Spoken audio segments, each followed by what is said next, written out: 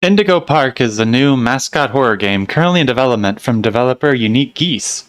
They recently released the first chapter for free on Steam, and it's pretty good, albeit simple. It's another in the long line of Mascot Horror titles developed in the wake of Five Nights at Freddy's, so you know what to expect at this point.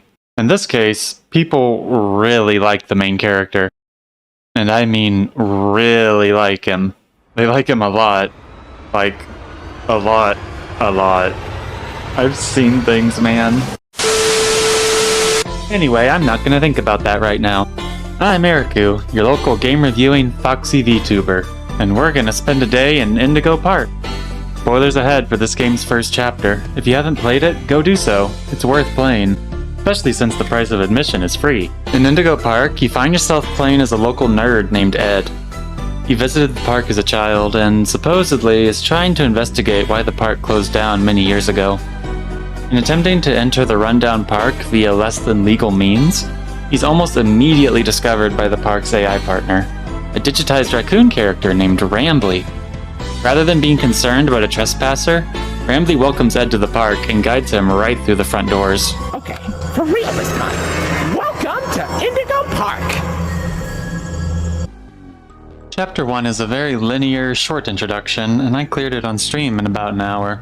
That said, there is still some exploration to be had in this first taste of Indigo Park. I enjoyed it.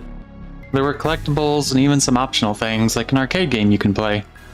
But I do have some worries.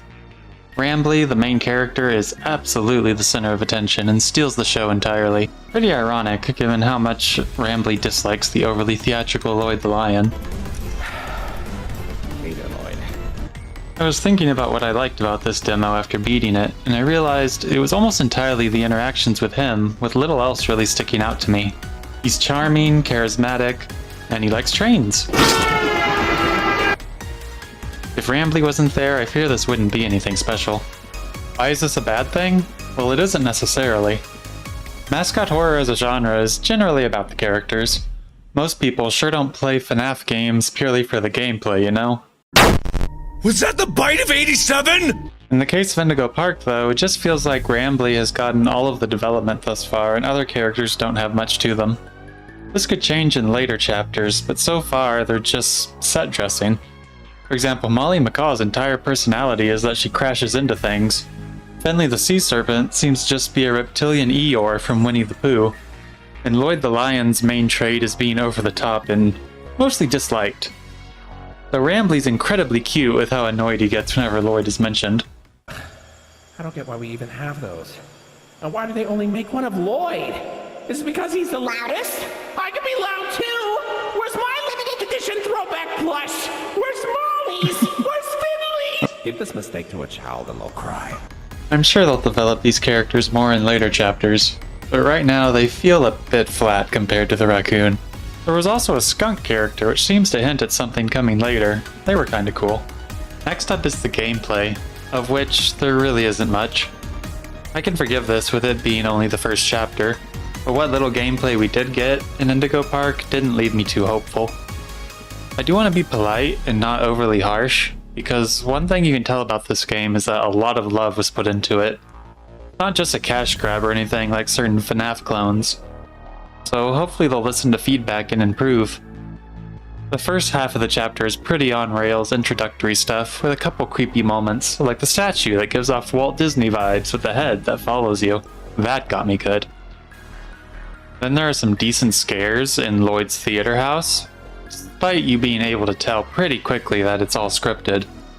And after some exploration that admittedly did feel a bit drawn out, we came to a pretty decent puzzle that I liked. But much like the rest of the demo, it felt a bit empty and not in an atmospheric way. Maybe there could be some kind of threat roaming this area as you try to find the puzzle solution. This is followed by a dreadful chase sequence. I've seen lots of complaints about this segment, and not to pile on, but my own biggest complaint was that it's totally unclear where to go to get away. Molly Macaw can apparently teleport during this scene here. So it feels like something you just have to either get extremely lucky with or just retry a bunch of times. This severely harms the scare factor, and it being a case of lucky guesses to survive bothers me immensely in horror games. Despite that, I found myself mostly able to overlook these issues. UniqueGeese have captured lightning in a bottle with this Rambley character. It's no accident that the internet has fallen in love with him so quickly, especially the furry community. My goodness. He's charming, cute, and his voice actor does an amazing job. Literally perfect casting. Seeing more of him and his interactions made the boring bits in the demo feel worth it. That said, it would obviously be better if those bothersome areas were improved upon. I'm hoping that Rambley's friends, yes, even Lloyd, will be better developed in later chapters. As it stands, Indigo Park is a decent intro that could do with a slightly more unique touch. There's nothing wrong with walking simulators with the occasional chase, but in this sea of mascot horror games we have these days, it's going to take more to stand out. I'm not sure what UniqueGeese has in store for later chapters, but some sort of reoccurring mechanic, such as a computer-based segment where you play as Rambley himself inside the park's mainframe or something like that, would do a lot to break up the formula found in the first chapter. There are plenty of creative ideas to work with, and I'm hopeful that a developer literally called UniqueGeese will blow us away in future updates. And as a small aside, the final song was absolutely magnificent and reminded me of the ending song of Portal quite a bit, which is high praise coming from me. So if any devs are watching, kudos for that, and I eagerly await readmission into Indigo Park. But what do you think? Let me know in the comments. Also, if you enjoyed hearing my thoughts today, be sure to like and subscribe. You can also check out my Ko-fi page, or become a YouTube member to support what I do and get your name in the credits here. Or even hit me up on Twitch, where I stream multiple times a week. I'm also going to leave you with a possibly controversial take that will absolutely get me cancelled by Indigo Park fans. Lloyd is cuter than Rambley. Gotta go, bye!